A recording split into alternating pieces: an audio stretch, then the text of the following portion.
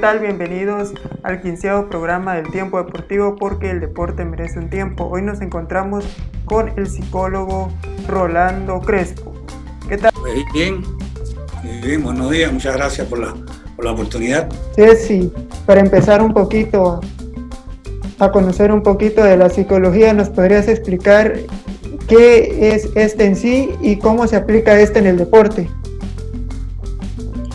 Bueno, la psicología es una ciencia social humanista cuyo objeto de estudio tiene muchas líneas, es decir, tiene muchas vías, pero es la ciencia cuyo objeto de estudio es valga la redundancia, el estudio de la génesis, la etiología, el fundamento y el desarrollo de todos los procesos y de todos los fenómenos psicológicos que determinan el fundamento, la esencia y el funcionamiento de la personalidad propiamente dicha en relación con todos los procesos que te decía, ¿no? En este caso y definitivamente el comportamiento de los seres humanos, ¿verdad? En este caso. A nosotros nos ocupa la psicología del deporte, pero igual tiene muchas ramas del conocimiento, como la psicología educacional, la psicología infantil, la psicología social, la psicología del trabajo, la psicología pedagógica, la psicología de la aviación, que bueno, a partir de ahí muchos estudios psicofisiológicos respecto a la misma se derivaron y se derivan al deporte y tienen mucha actualidad. Y bueno, un poco reforzando, ¿no? Como te decía, la que nos ocupa a nosotros, el objeto de estudio desde hace mucho tiempo es la psicología del deporte, que va hacia el estudio de los fundamentos y de las características del deporte propiamente dicho en el concepto más general, pero también de todos los deportes en su especificidad, y el estudio de la personalidad del deportista, sus actitudes y sus comportamientos en la actividad de deporte, en la actividad deportiva específicamente para también reforzar su fundamento y su contenido para con el rendimiento deportivo y que tenga una especificidad particular y un potencial significativo a la hora de competir y de cumplir con los objetivos y con las demandas que se le especifican desde el punto de vista técnico, pedagógica, tácticas, físicas, etc. Un poco grosso modo para que se entienda en un lenguaje muy particular, ¿no? Sin adentrarnos mucho en términos, ¿verdad? Así es. ¿Y cómo es que se diferencia normalmente la psicología deportiva aplicada con las otras psicologías aplicadas en las diferentes ramas que existen?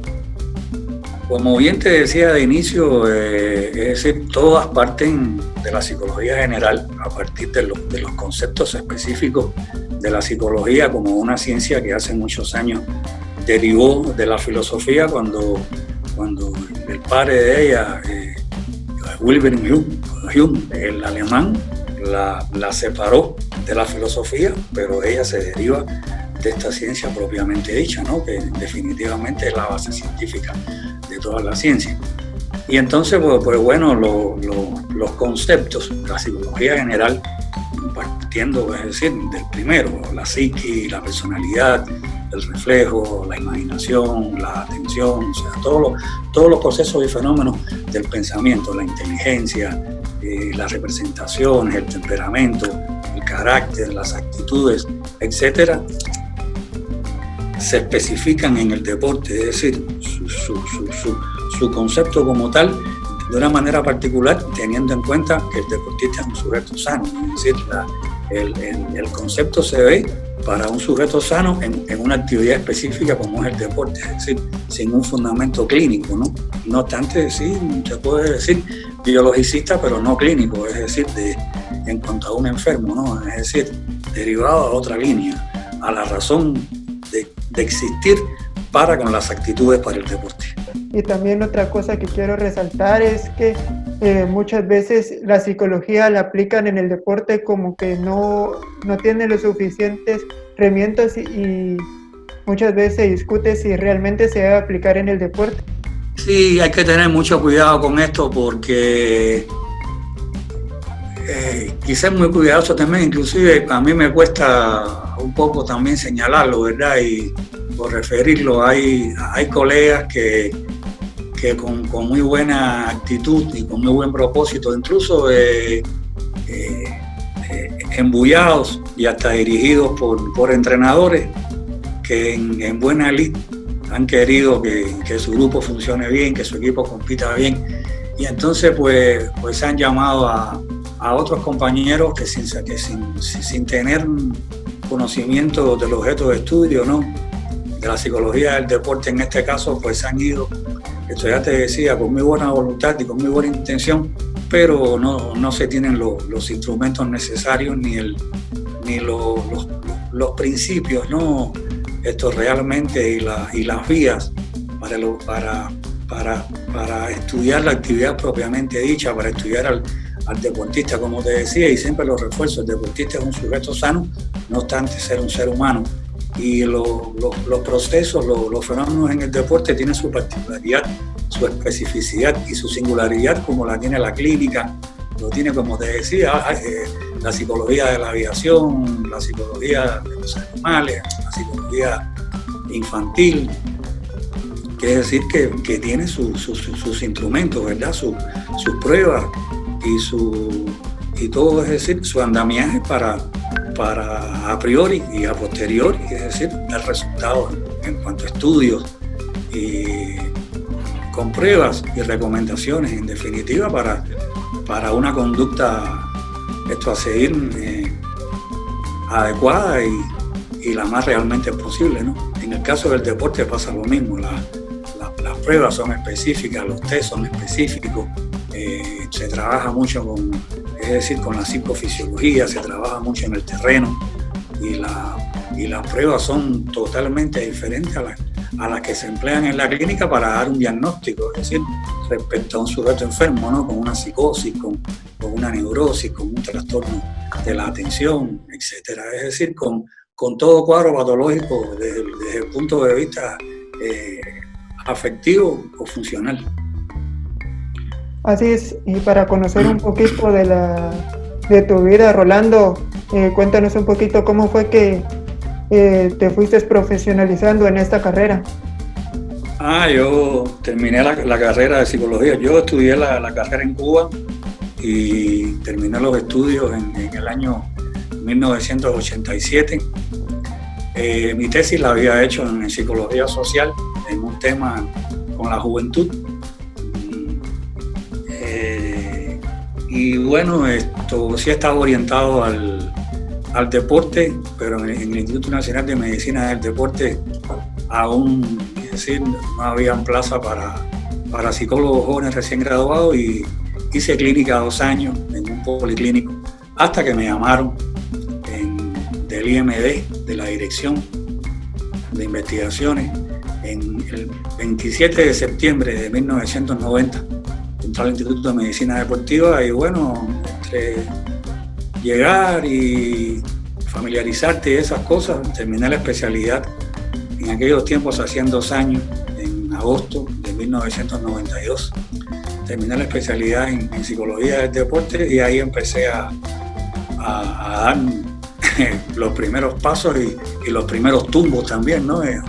A darme en la frente y a chocar con realidades, a ir aprendiendo. Lo que pasa que sí, al lado de muchos profesionales, de muchos profesores cubanos de renombre, formados muchos en la antigua Unión Soviética, otros en Alemania,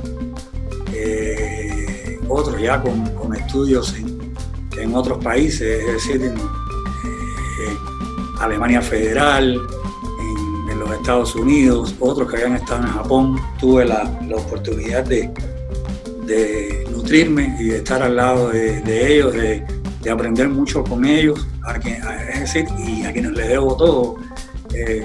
Por ejemplo, el doctor Francisco García Ucha, que decimos nosotros que es el padre de la psicología del deporte en Cuba, alguien que estuvo con el voleibol femenino cubano, el mejor equipo del mundo, 3 veces campeón olímpico, y con el entrenador del siglo, con Eugenio George, al lado de él yo aprendí mucho, es decir, fue mi tutor, así mismo con Omar Lorenzo, con Pablo Gutiérrez, con Luis Gustavo González, el psicólogo de Sotomayor, el saltador, con todos ellos, Omar Lorenzo, el psicólogo Stevenson, que quizás fue con la gente que más amistad tuve o tengo y más a su lado estuve, es decir, aprendiendo y escuchando su verbo, su diálogo.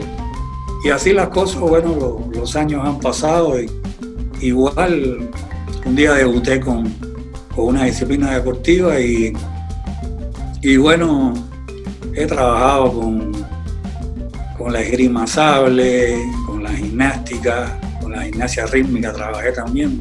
Muy jovencito, recién graduado, al terminar la especialidad recién graduado, fue con el primer equipo nacional que trabajé, y así las cosas. Bueno, estuve con el fútbol cubano, tengo un gran recuerdo de que fui psicólogo de la selección sub-23 aquella de los Juegos Centroamericanos y del Caribe de Ponce 93, que alcanzó la última medalla que Cuba alcanzó en el fútbol en una competencia del ciclo olímpico, fue ahí. Y bueno, ya en el año 94 me ascienden a trabajar con la Preselección Nacional de Béisbol de Cuba. Yo había estado desde el año 91 intermitentemente en la federación, trabajando con la categoría junior, que he participado igual todos los años en los campeonatos mundiales.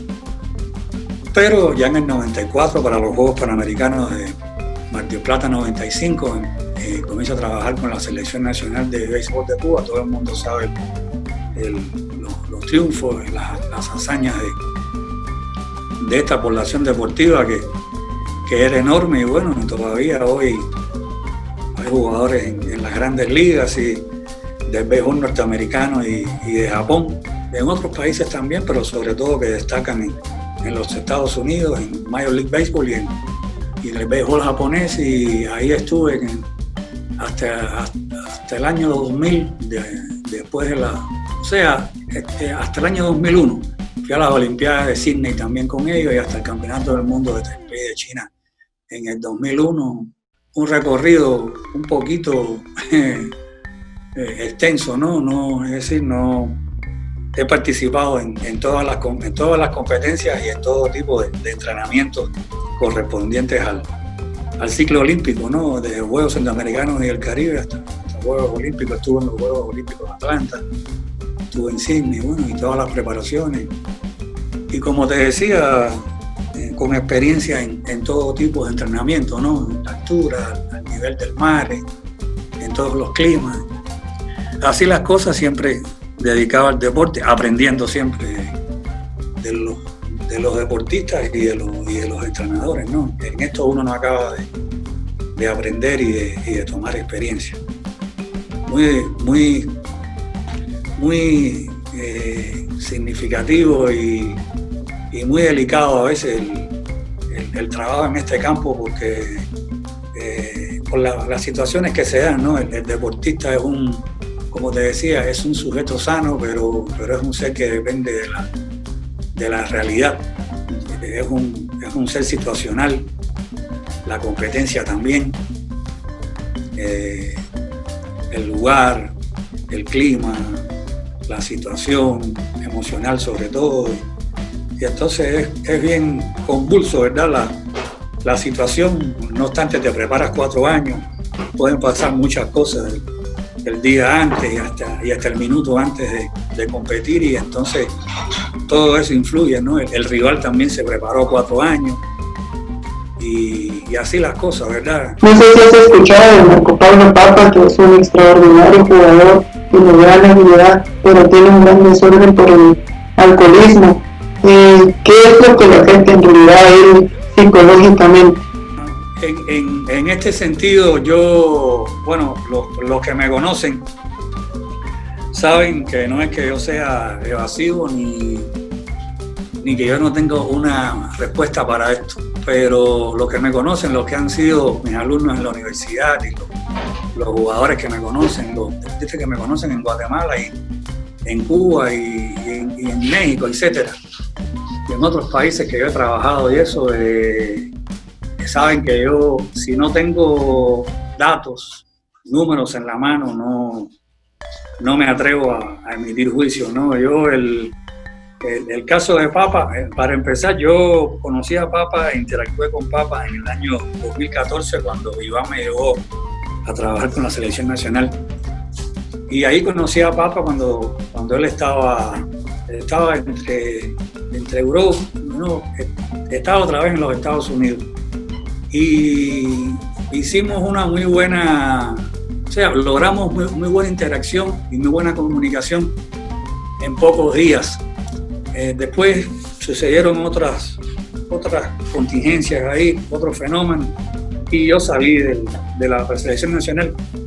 Pero es decir, no te puedo decir, o sea, al respecto de Papa, no puedo darte un diagnóstico, es decir, una realidad, porque no tengo datos de él, no tengo números de él, nunca le he hecho una prueba, sobre todo en esta etapa, ¿no? En estos momentos, y sí, bueno, es un deportista y es una gloria de este país, y es un muchacho con unas potencialidades increíbles, con un talento bárbaro, que bueno, ojalá en manos de la ciencia, como todo, es decir, que integre otro grupo deportivo después, no sé si va a regresar a Municipal o va a estar con otro equipo, y bueno, y que ahí, es decir, se le instruya, se le recomiende y hay una conducta a seguir, pero en el caso de Papa, es decir, no sé decirte hasta este momento, porque yo no tengo datos de él, te das cuenta, elegible en cuanto a lo que es un psicodiagnóstico, te das cuenta, para precisamente, como te digo, no irnos de bruces, como sin querer se han ido otros compañeros, entonces a referir, a inferir y a dar juicios que no son, es decir, que no tienen exactitud, porque no hay un número, te das cuenta. Yo no tengo un dato de él de temperamento, no tengo un dato de él de atención, no tengo un dato de él de estados emocionales, es decir, de características emocionales, no tengo datos de él de nada, de actitudes, te das cuenta, de por ejemplo, una prueba de motivación tan amplia, tan abierta como los 10 deseos, ni tampoco una entrevista realizada, te das cuenta, como si tengo de otros jugadores, y que no te digo por ética, ¿no? Y que sí lo hemos podido llevar es decir, hemos estrechado la pirámide del conocimiento hacia el razonamiento, y lo hemos llevado al camino correcto, como se dice, ¿no? Un poco para tener una exactitud del momento, es decir, al camino correcto y a funcionar esto debidamente y como se necesita y se quiere, para que todo esté, es decir, acorralado y hay un equilibrio, ¿no?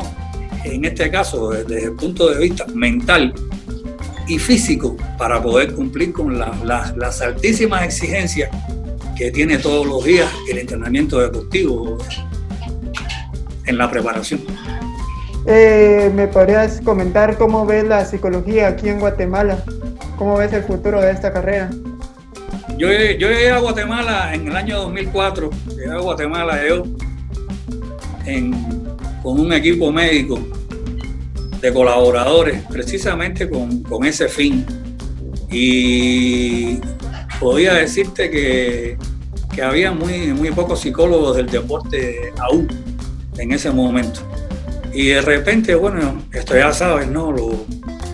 Los días se hacen semanas, las semanas se hacen meses, los meses se hacen años, y Guatemala tiene hoy un grupo grande de psicólogos del deporte. Lo que pasa que, infortunadamente, hay compañeros que no están ejerciendo, porque no se ha podido, es decir, establecer ese movimiento para con el deporte, ¿no? Como queríamos nosotros, que era diseminarlo por todo el país, tal vez por razones económicas y de infraestructura también, ¿no? Pero de otras administraciones que hubo, tuvo también el ánimo al respecto de crecer. Pero hoy son varios. Hoy en la unidad médica de atención al deporte de alto rendimiento de la ciudad de Guatemala hay varios psicólogos. De entrada te digo que hay 5 por triada, más otros más, y en los departamentos hay psicólogos del deporte. Lo que pasa es que se graduaron mucho sobre los años 2000, 2005, 2006, por ahí, y no están ejerciendo, que podían ejercer en aras del desarrollo y del mejor beneficio de los deportistas, ¿no? Y de incrementar eso para desarrollar también el movimiento deportivo nacional, pero y igual en muchísimas federaciones hay psicólogos, hay psicólogos así que están de planta en gimnasia, en raquetbol, en atletismo, en muchos deportes hay en fútbol, es decir, que están para esos deportes, ¿no? Pero sí, te refuerzo eso de nuevo. En los años esos se graduaron cantidad de colegas en un diplomado en el que yo trabajé con otros compañeros, que fue específicamente a eso que yo vine, ¿verdad? Y después, ya yo fuera de la colaboración, se hizo un curso también en el 2007, que ese fue más grande, ¿no? Y más específico para médicos, para psicólogos y para fisioterapeutas. Es decir, ya como especialidades como tal. Ojalá que a esos compañeros se rescaten un día y se incorporen a trabajar para beneficio del desarrollo del deporte, ¿no? Y de los deportistas en específico. En la docencia, inclusive estaban preparados para la docencia y para el trabajo asistencial en el terreno como tal, ¿no? Para estar con las lecciones y viajar con ellos incluso. ¿Y alguna estrategia que utilices a la hora de la aplicación a los diferentes deportistas? No, eso, buena pregunta. Las estrategias uno las elabora, es como en el deporte, ¿no? La estrategia es una razón y la táctica es otra, en dependencia de a quién tienes delante. Un poco, es decir, te retomaría otra vez el ejemplo del Papa, ¿no? Es decir, si yo lo tuviera delante, es decir, me iría en otra línea, o sea, en la línea que yo pienso que debería yo ajustar para con él. Y si tuviera a otro deportista, porque es decir, todos los seres humanos no son iguales. No obstante, uno parte del psicodiagnóstico, ¿sí? Tú partes del psicodiagnóstico de las características psicológicas del sujeto, del deportista en este caso, y con los días va viendo el comportamiento, ¿no? Las actitudes, es decir, para entrenar, los estados emocionales, la respuesta emocional, ¿no? La respuesta intelectual, el desarrollo de la atención, sus características. Entonces, a partir de ahí, estableces una estrategia con A y otra con B, es decir, con todo. Yo con las gimnastas, por ejemplo, no interactúo igual con todas, ¿te das cuenta? Porque todos los sujetos no son iguales. Y con los futbolistas, cuando estaba con ellos, es decir, tampoco, ¿no? Sí, todos los sujetos no son iguales. Con uno, por ejemplo, ahora que establezco el protocolo de metas, eso me lleva quizás un poquito de más ocupación, porque el problema es un poquito más, es decir, más largo, o sea, más delicado en el buen sentido de la palabra, es decir, de más molde. Pero tal vez con otro el problema es de concentración, te das cuenta, es decir, de aplicarse al foco. Entonces utilizo otras estrategias con herramientas de psicología cognitiva, ¿no? Y el reforzamiento positivo, va a ser un poco más a las emociones que no al caso de de la motivación, ¿te das cuenta? Es decir, entonces las estrategias dependen para eso está armado uno, ¿no? Es un poco como el médico. Si va a tratar una amigdalitis, va a ver qué hay primero, ¿verdad? Es decir, antes de dar antibióticos, ¿no? Y si el asunto es de tipo óseo, es decir, osteoarticular o traumatológico, pues hay que hacer un diagnóstico para descartar esguinces, fisuras, fracturas y eso. Entonces, aplicar antiinflamatorios, ¿no? ¿Te das cuenta? Relajantes, etcétera. Esto es igual. Las estrategias van en dependencia de las características del fenómeno, ¿no? Es decir, y qué determina el proceso. Así es, y hablando un poquito, ¿hay alguna diferencia entre trabajar en un deporte en conjunto o en el caso de lo que es individual?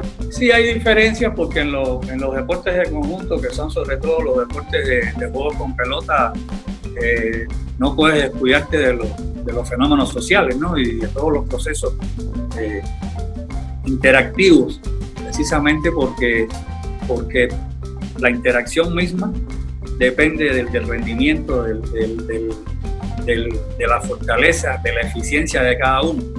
Y en los deportes individuales, que igual también suelen ser un grupo y un equipo, pero las razones son otras. O sea, por ejemplo, como una gimnasta o como un gimnasta, tú tienes que estar al tanto del trabajo de él, es decir, de la especificidad en barras, en vigas.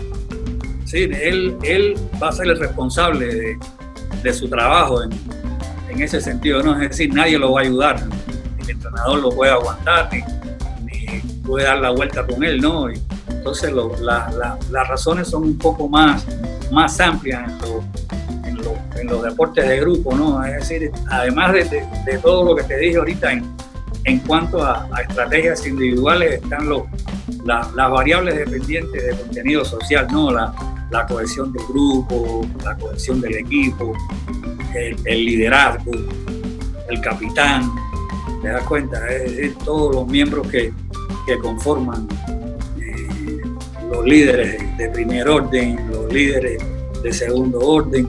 ¿Qué pasa cuando alguien es no aceptado, es decir, o rechazado? Siempre hay un porqué, ¿no?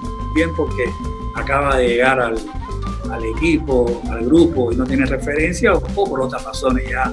Es decir, también que se le llaman también de miembro enfermo, son otras teorías y otras razones en cuanto a conducta a seguir para ganarlo, o en otros casos los pronósticos y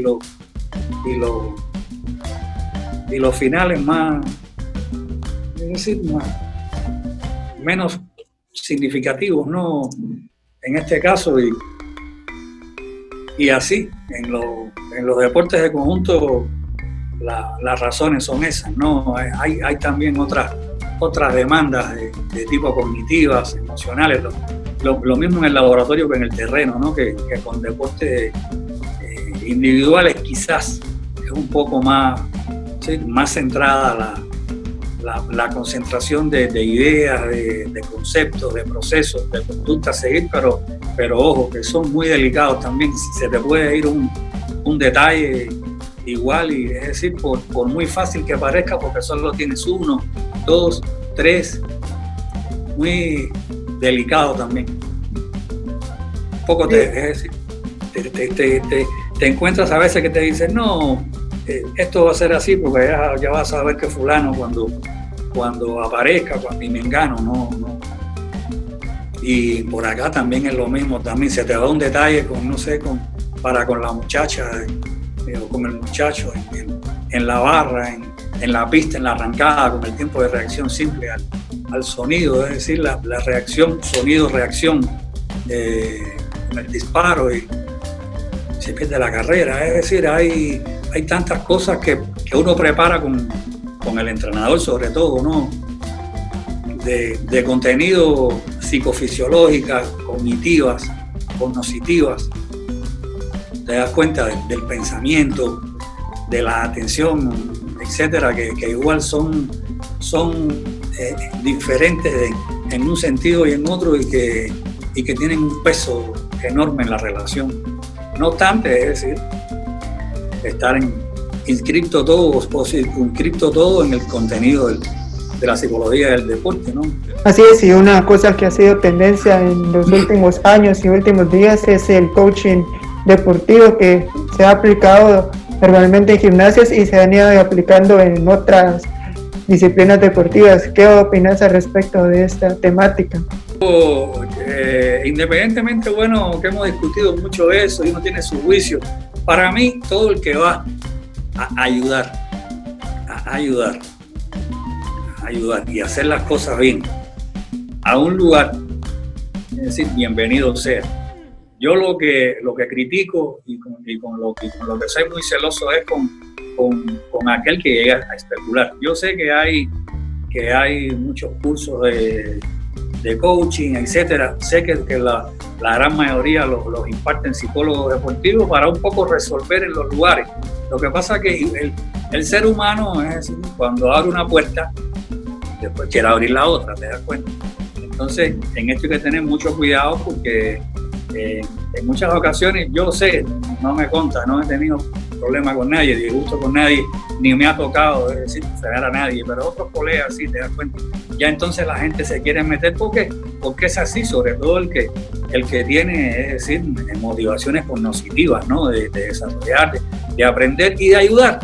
Y entonces es ahí donde han estado los problemas. Igual que los quejas que me han dado en gimnasios por ahí de esta gente de algunos que se hacen llamar personal trainer o preparadores físicos, y entonces se da cuenta la gente que tienen aún un bajo nivel porque sí, se han ido a preparar, pero lo que tienen es un básico, te das cuenta, es decir, un nivel elemental. Y entonces hay momentos en donde tienes que tener, es decir, conocimientos de fisiología del ejercicio, de fisiología del deporte, es decir, de procesos ya más complejos, o sea, de lo que son especialidades específicas del laboratorio de neuromuscular, de cardiología, del deporte, te das cuenta, es decir, de antropometría.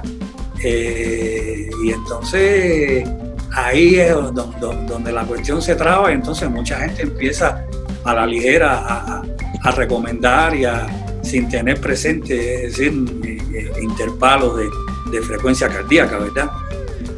Te das cuenta, es decir, variables cardiovasculares, respiratorias, etcétera, en relación también con las características del sujeto, el peso, la grasa, muchísimas cosas que entonces se han dado los problemas, yo lo sé, en los gimnasios, etcétera. Y con el coaching, pues igual también ha pasado lo mismo, y mucha gente que viene a llamarte, mira, ¿qué hago? ¿Qué? Entonces, a uno le es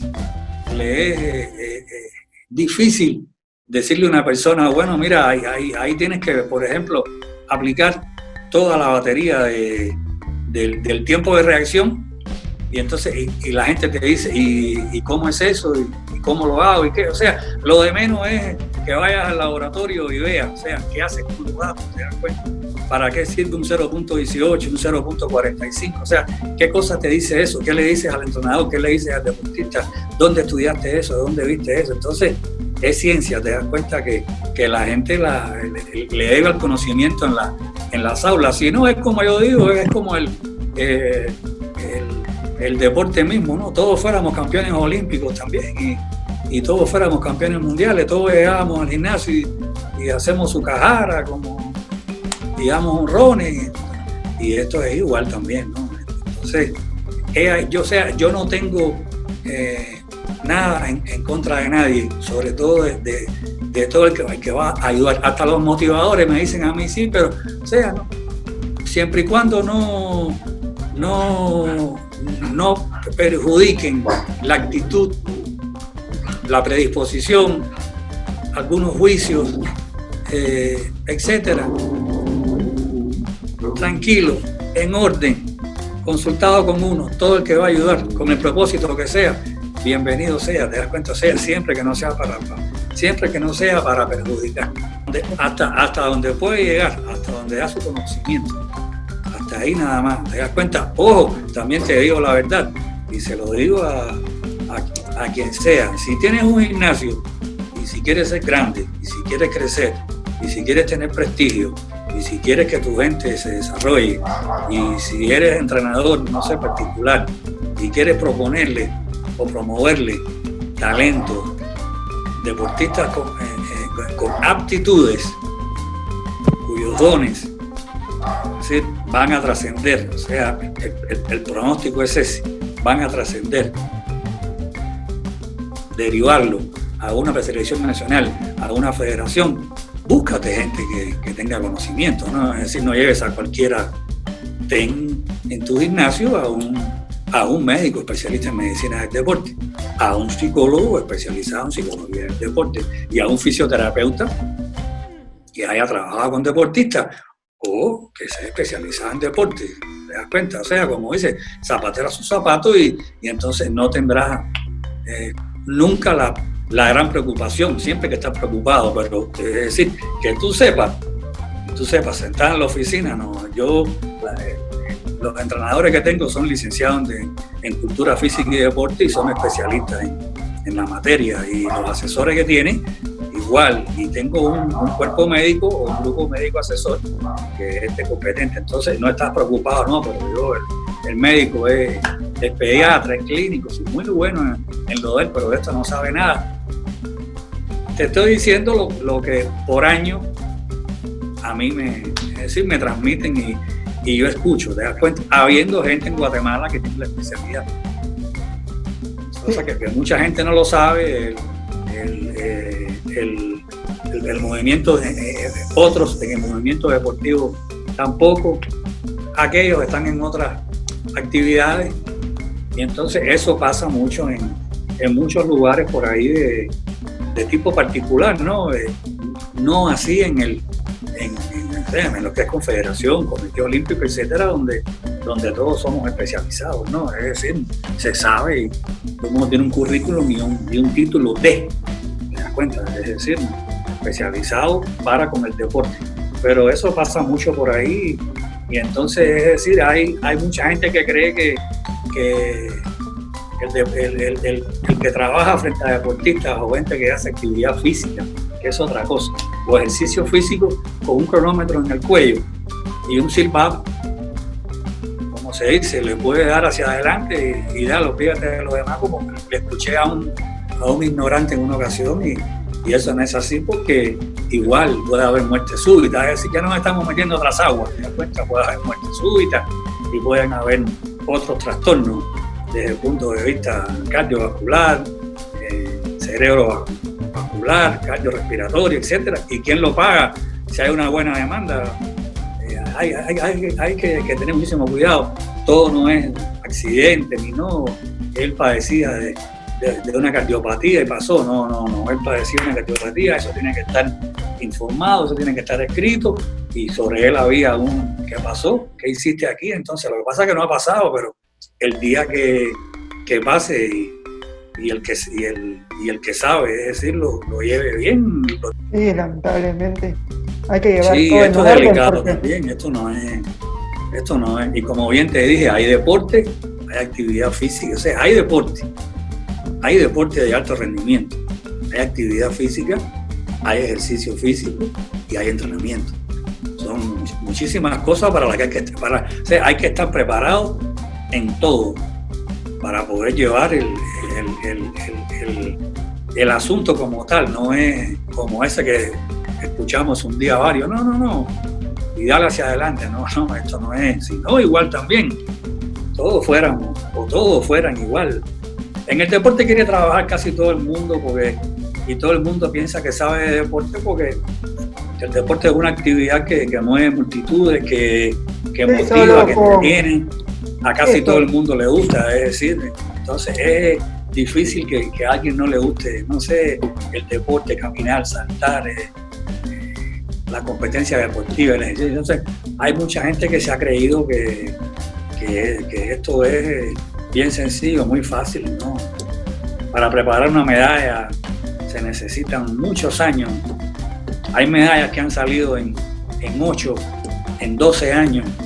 en tres cuatrienios, medallas olímpicas, medallas mundiales, con mucho sacrificio, con mucho estudio, te das cuenta, partiendo de las ciencias pedagógicas del deporte, ¿no? Está todos los contenidos técnicos, pero igual también las ciencias aplicadas atrás. ¿Te das cuenta? La ingeniería, la medicina deportiva, o sea, todas las ciencias del deporte. Hay medallas que han salido en 12 años, en 3 ciclos olímpicos, que son de 6 horas de trabajo diarias y hasta de 8. Ayer me recordaba, yo estaba viendo un video de la selección cubana de voleibol para los Juegos Olímpicos de Atlanta. Mínimos entrenaban 6 horas. No por cargar, es decir, ahí nunca hubo overtraining porque Eugenio era un cerebro y un científico del deporte, pero te das cuenta el tiempo que se pasaba en el centro de entrenamiento, desde que llegaban, desayunaban, no sé, era casi todo el día, te das cuenta, pero más o menos 6 horas en tabloncillo. Entonces es un sacrificio enorme, te das cuenta, haciendo pruebas, viéndolo por este ángulo, viéndolo por el otro, atacando por aquí, recibiendo por allá, estudiando, te das cuenta, en la sala de video, en el aula, los biomecánicos, los psicólogos, los médicos. Entonces, claro que tenía que haber en 3 ciclos olímpicos 3 medallas de oro y todavía en un cuarto para el 2004, ya con el equipo casi desarmado, retirado de los relevos, una medalla de bronce, 4 medallas olímpicas seguidas. Eso va a ser difícil. A lo mejor hay alguien que pueda alcanzar 3 medallas de bronce, pero 3 de oro seguidas y encima de eso un bronce. Eso aún no tiene precedentes en la historia, y para que eso suceda, ni China, ni Rusia, hoy en día, ni Japón, ni Brasil, no, es que muy difícil, un mismo país, no. Entonces, pero esa gente se consagraron a hacer ciencia, ¿te das cuenta? Entonces un poco esto, es decir, perfila, ¿no? Es decir, pones un espejo, tu pregunta que viste, la respuesta es muy amplia, ¿no? Es decir, que hasta dónde un coaching, un no sé qué, te das cuenta, para no solo en un gimnasio para ponerte bonito, sino para ir a establecerte con una preselección nacional, te das cuenta. Es decir, qué cosa es lo que hay que hacer, es lo que estoy tratando de que la gente entienda, ¿no? Es decir, cuál es el camino correcto, por dónde es y cómo es, para que haya el trigo que tiene que resultar, ¿te das cuenta? Es decir, no va cualquiera a esto. Claro, los entrenadores encumbrados del mundo y los entrenadores de currículum saben a quién contratar y a quién tener con ellos, ¿no? Yo nunca he tenido, es decir, nunca he vivido el mal rato de que un entrenador, es decir, no me quiera, prescinda de mí. No obstante, se han acabado procesos. Pero hay compañeros que sí. Yo te digo, desde el año 1992 que yo estoy en esto oficialmente, que yo me gradué, yo nunca he tenido, o sea, nunca he vivido el mal rato de que un entrenador no me quiera o que me diga, mira, hasta aquí porque me culpó, porque no, sí hemos discutido, hemos visto, pero bueno, hemos salido después y no. Sí, no, normales, por criterio, pero a mí nunca nadie me ha culpado de nada o me ha dicho, mira, yo no te quiero porque yo, pero hay entrenadores. Yo sí tengo compañeros cuyos directores técnicos, por X razones, es decir, no, yo necesito aquí, tal vez por sus características de personalidad, por otras debilidades, no sé, eso pasa porque la gente dice, no, yo voy por una medalla, para esto yo necesito a fulano de tal o una gente así, que te das cuenta. La respuesta es muy amplia, pero muy importante. Sí, así es. Si quieres tener resultados altamente significativos, prestigiosos en el deporte, tienes que invertir con ciencia.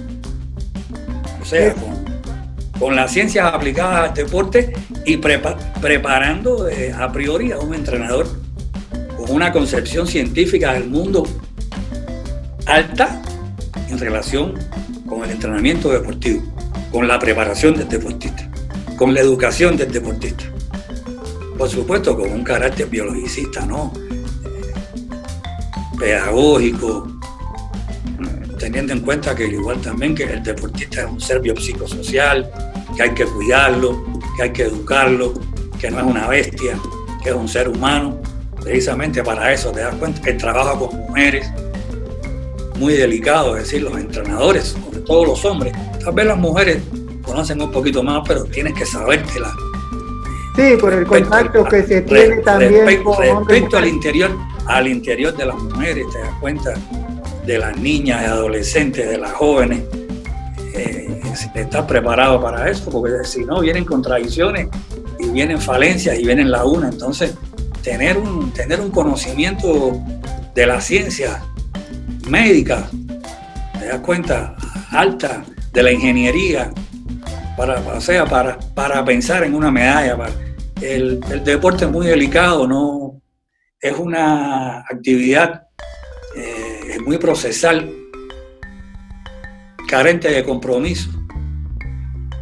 Hoy estamos tú y yo, pero mañana aparecieron A y B, son mejores que nosotros y nos tienen que decir hasta aquí si quieres pensar en una medalla, porque son mejores que ustedes, y con esta gente es con los que yo voy a ser medallista olímpico o campeón olímpico. Yo los quiero mucho, como cuando llega a un final.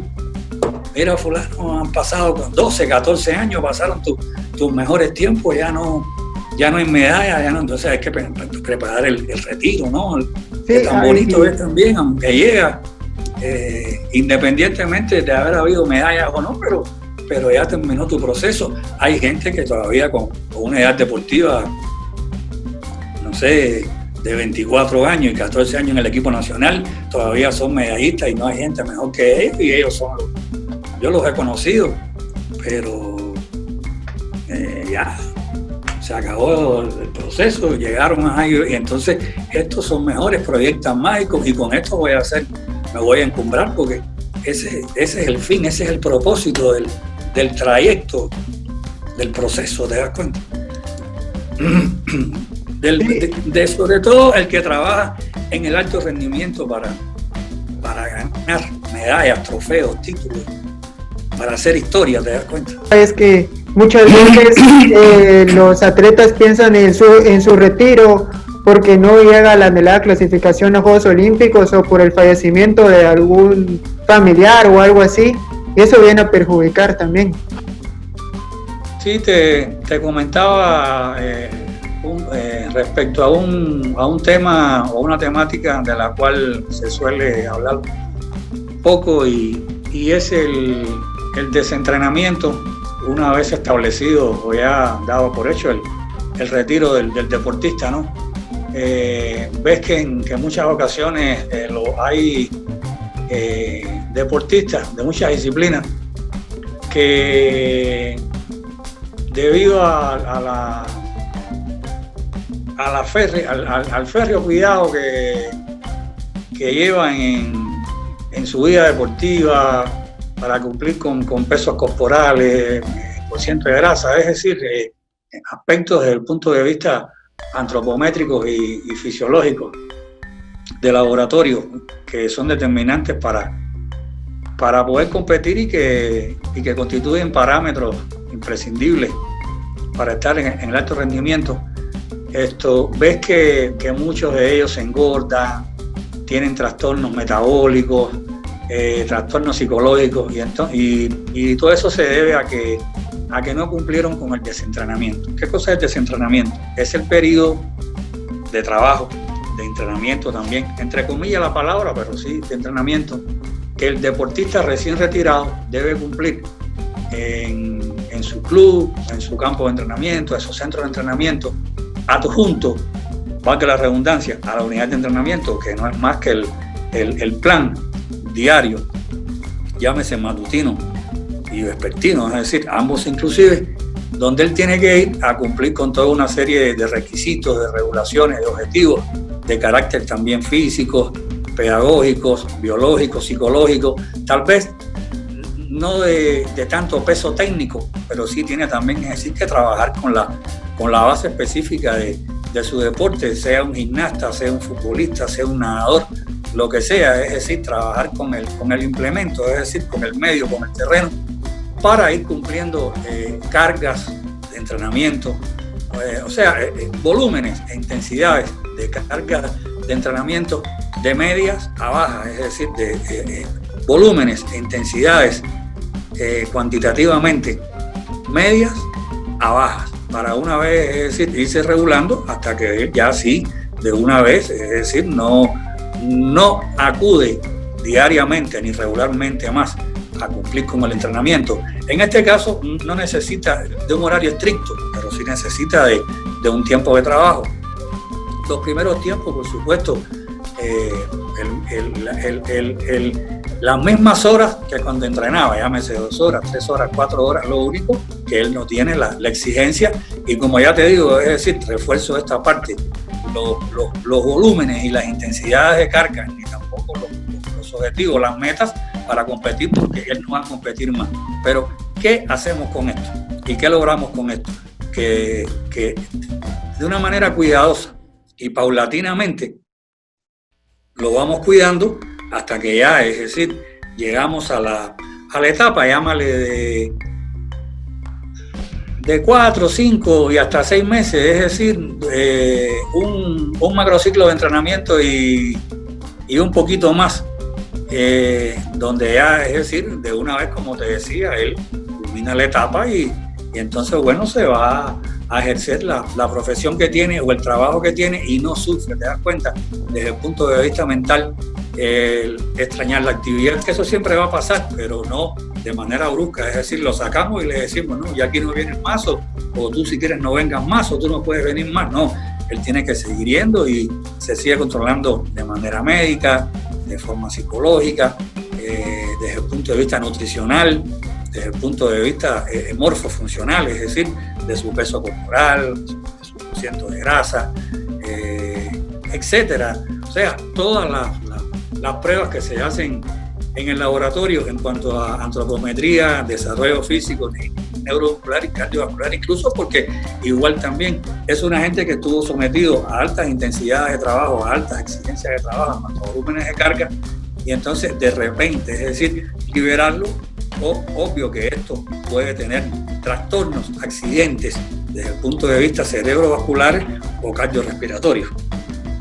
Y entonces ellos lo que se cuidan, ¿no? Además también de que en ese periodo un poco es decir, se familiarice para prepararse para la vida. Algo también muy importante que antes que llegue esta etapa, es decir, exigimos, buscamos que se haya preparado también en la especialidad que sea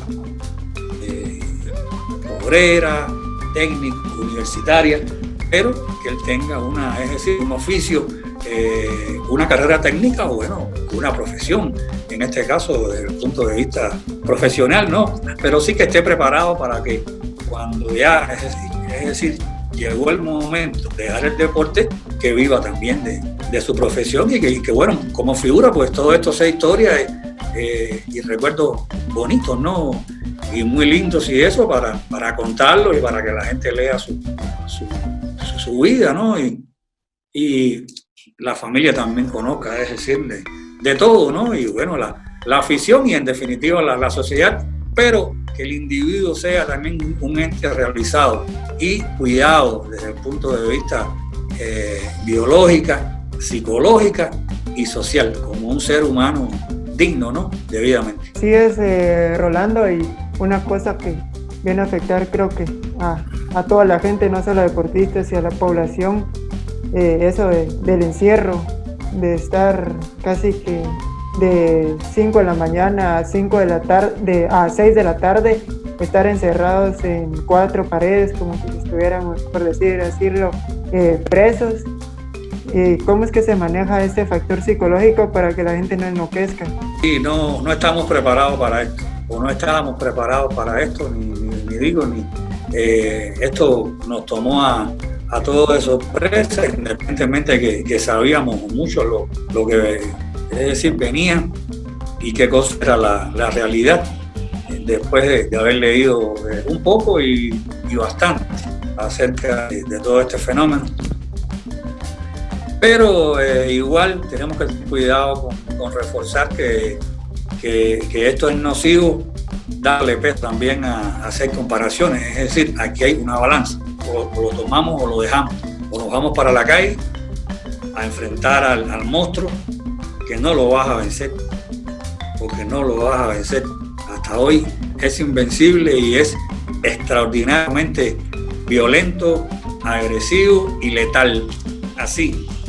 Letal, mejor ni hablar. Ahí están todas las estadísticas diarias, no solo en Guatemala, en el mundo entero, en el primer mundo, excepto países que no le ha dado muy duro, pero igual también el hecho de tener como es fallecido ya es sumamente significativo para pensar, para meditar.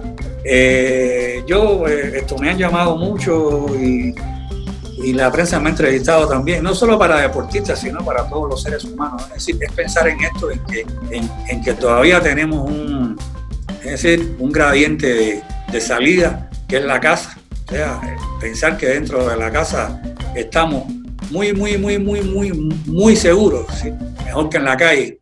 En cualquier lugar te infectas, te contagias, pero es preferible estar en la casa como alguien me dijo, no te va a pasar nada, ojo, siempre cuidándose uno, ¿no? Lavándose las manos, tomando todas las medidas profilácticas y de precaución, pero sí con una rutina diaria.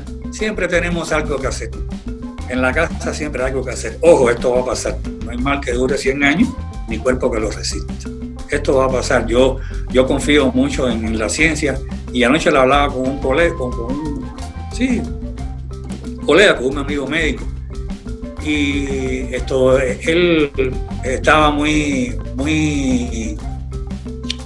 contento y muy optimista que antes de diciembre algo va a aparecer, es decir, por comunicación que tiene en el mundo con mucha gente con los que él estudió después que hizo una especialidad en los Estados Unidos, y está muy optimista que antes de diciembre aparecerá algo. Viste que los rusos que están encaminados, los israelíes también según ellos, los norteamericanos los pueden sorprender, los japoneses también, etcétera. Los países desarrollados, los ingleses, los franceses, van en buenas líneas y yo pienso que sí, es decir, coordino con él o coincido con él que antes de diciembre aparecerá algo, ojalá primero Dios y nos salvemos todos, pero esto un poco te decía, en la casa siempre hay algo que hacer, hay una pared que pintar, si eres profesor,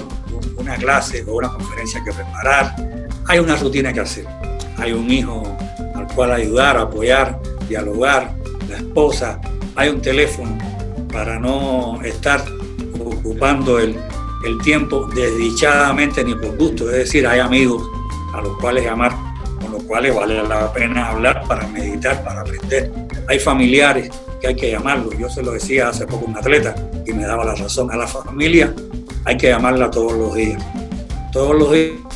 y eso estimula, eso anima, porque también le das ánimo al otro, te das cuenta más si es una persona mayor o si es una persona joven o la edad que tenga, hasta un niño, es decir, siempre hay algo que hablar y el tiempo se ocupa en eso y por supuesto siempre hablando de cosas positivas, ¿no? En la televisión hay muchísimas cosas buenas que ver también, ¿no?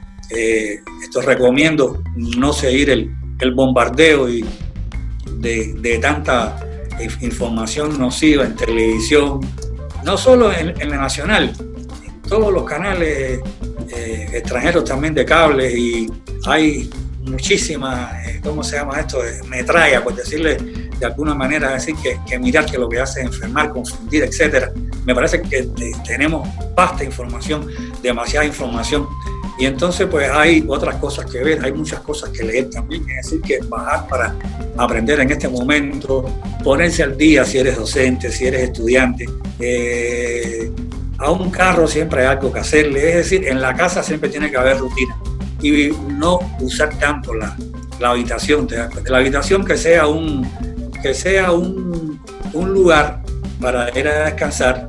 Obvio, si se está cansado durante el día, si ha tenido una actividad vasta en cuanto a rutina, labores, etcétera, y está cansado uno un poco, pero bueno, vale la pena irse a acostar, pero no estar todo el día ahí, igual también con el teléfono, leyendo, viendo lo mismo. Si no tienes algo importante que mirar, que leer, que ver, no estés sobre lo mismo, ¿te das cuenta? Como decía, un amigo, una amiga, la novia, no sé, otros familiares, bueno, con eso sí te das cuenta, vale la pena, entonces es decir, tratando temáticas, etcétera. Algo importante también, el ejercicio físico en la casa con técnicas de respiroterapia o de respiración. Al caso, ¿no? Muy sencilla, inspirar en 4 segundos oxígeno por la nariz, asumirlo, es decir, retenerlo en 2 segundos con la boca cerrada, con el abdomen hacia afuera presionado en 2 segundos, y durante 4 segundos expirar ese oxígeno que se inspiró por la nariz en 4 segundos. Eso hacerlo de 5 a 10 minutos en el patio, sentado, acostado en el suelo, depende, etcétera. Eso es importante también. Hay otros ejercicios, pero bueno, ese es el más sencillo, ¿no? Pudiéramos hablar de otro, pero ese es el más sencillo. 4 segundos, 2 segundos, 4 segundos. Es decir, 4 segundos de inspiración, 2 segundos de retención del oxígeno y 4 segundos de expiración del oxígeno por la boca. Es decir, 4 por la nariz, 2 lo retiene y en 4 lo expira por la boca.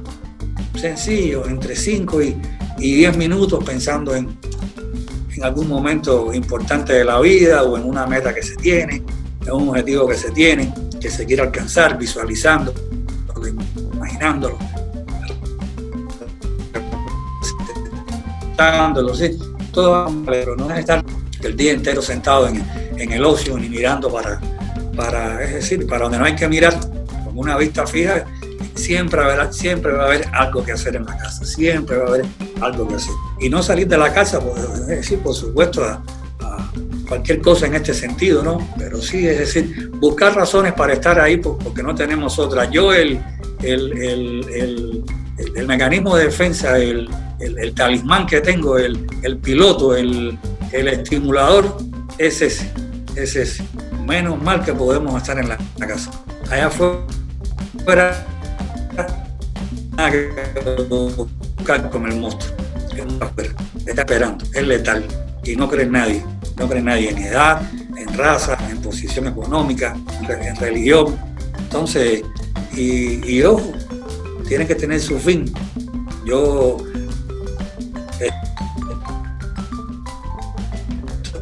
pienso todos los días que es un día, porque todos los días que es un día menos.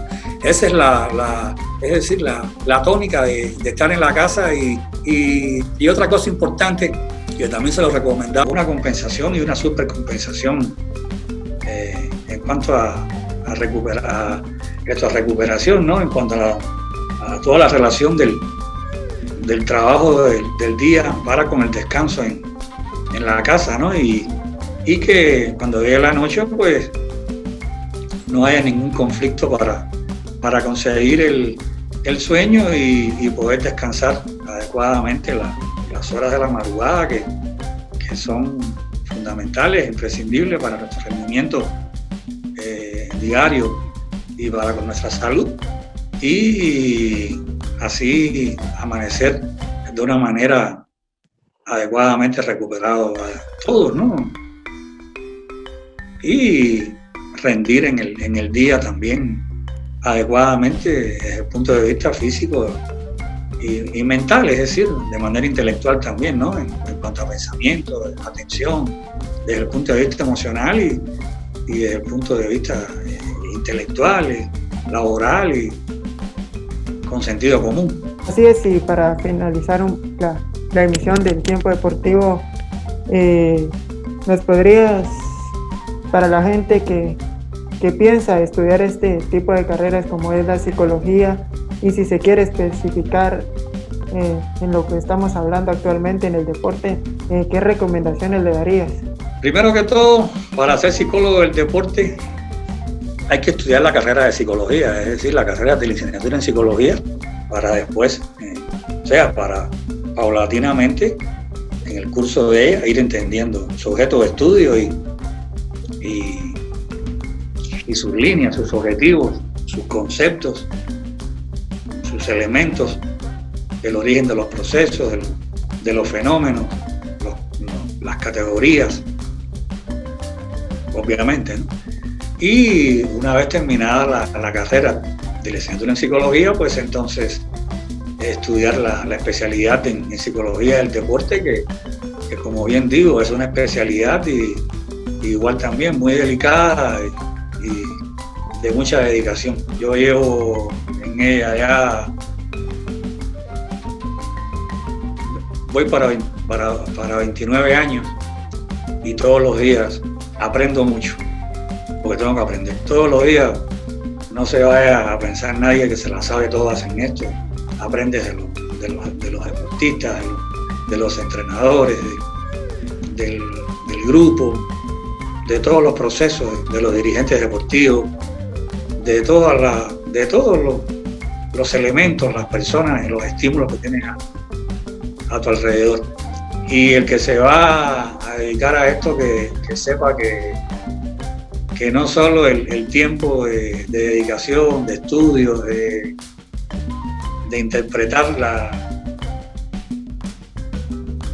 la ciencia como tal, sino de ir a buscar un pensamiento creativo para aportar instrumentos, procesos, herramientas, etcétera, y un poco también repito, dedicarse a esto es saber que muchas veces el trabajo es de lunes a domingo, o de lunes a lunes, mejor dicho, porque el lunes empieza el entrenamiento y tal vez la competencia es el domingo y el lunes tiro otra vez al entrenamiento. Hay otras cosas que hacer con otros atletas o con los mismos. Estar preparado para estar fuera del medio familiar días, meses, para vivir en un hotel, en un centro de entrenamiento, asistiendo a campamentos, bases de entrenamiento o de preparación, depende cómo aparece en la literatura y en los términos de por ahí cómo se le denomina, estar listo para viajar a competencias internacionales, al exterior, al interior del país, porque eres un miembro más del colectivo técnico, ¿no? El colectivo de dirección, llámese el asesor, pero eres un miembro más, un miembro del cuerpo médico, eres un miembro más del cuerpo técnico, del colectivo de dirección y de la federación. Y entonces, pues, así las cosas, en ello consiste el deporte. Es posible que esté tranquilo en una época, en un momento, pero en otra hay mucha actividad y está uno muy ocupado. Se llega tarde a la casa. O sea, te vas muy temprano de la casa, tienes que levantarte muy temprano, a cumplir con horarios, estar delante de los atletas, de los deportistas, de los entrenadores, en medio del cumplimiento de las metas, de los objetivos de cada unidad de entrenamiento. Y igual hay jornadas en la tarde, sesiones en la tarde, y entonces que duran igual también 2-3 horas, y entonces bueno, eso termina a 6 de la tarde, 7 de la noche, en dependencia de la hora que los deportes empiezan. Es decir, de manera general, los horarios de entrenamiento suelen ser entre 2 y 4 horas por la mañana, depende de la disciplina deportiva, y por la tarde igual, entre 2 y 4 horas. Por lo general nunca se llega a 4 horas, es decir, 3 horas, pero está uno porque viene el estiramiento, viene la fase de descompresión, o sea, de la jornada, y entonces se pasa 1 o 4 horas en el gimnasio, en el terreno, en el club. Pero por lo general son de 2 a 3 horas de entrenamiento y un poquito de tiempo que le cuelguen en algo, ¿no? Como ya te decía, en estiramiento, en ir con la parte médica, una reunión con el colectivo de dirección, aseo, siempre hay un rato de conversación entre los deportistas, ¿no? Y entonces, bueno, uno suele estar más bien 4 horas por la mañana en la entidad y 3 o 4 horas más en la tarde. Ese es el tiempo, entonces para eso hay que estar preparado también. Y bueno, y hay otras actividades, ¿no?, con las que hay que cumplir que hacen que el deporte lleve tiempo y que lleve, es decir, tiempo de dedicación y de amor a lo que se hace. Si no está la persona identificada con eso, pues mejor es decir que asuma la línea de motivación en otras ramas que las hay. Pero para con el deporte es muy específico y lleva mucho tiempo de estudio y de dedicación. El deportista necesita de atención, de asesoría, de enseñanza, de apoyo, porque la competencia es única e irrepetible.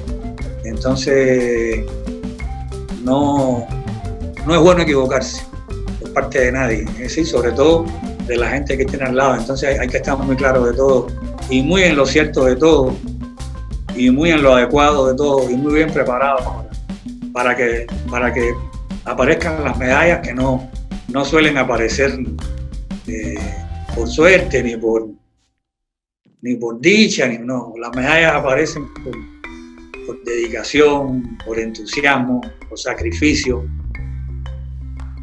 por excesiva motivación, es decir, por excesiva prioridad. No puede haber más nada que eso y por suma dedicación, no obstante las capacidades, ¿no?, las aptitudes, los dones, el talento del deportista, pero sí mucho, esto tiene que ver y mucho peso tiene el trabajo de todos los que están a su alrededor, desde su primer entrenador, es decir, su entrenador principal, hasta todo el que apoya la preparación tan exigente, cargada y tan delicada que se establece, porque lo determina el deporte de alto rendimiento y las ciencias aplicadas al deporte. En este caso, la medicina del deporte, la psicología del deporte, la biomecánica, la fisioterapia, la pedagogía, todas las ciencias que están en la fisiología del ejercicio, la teoría y la metodología del entrenamiento deportivo, todas las ciencias aplicadas, que hoy en día y desde hace tiempo determinan la medalla. Sí, muchas gracias por tu tiempo, Rolando. Ok, muchas gracias a ti por la oportunidad. En el próximo programa les estaremos llevando los deportes más populares en Estados Unidos. Entre ellos está la MLS, también lo que es la MLB y la NBA,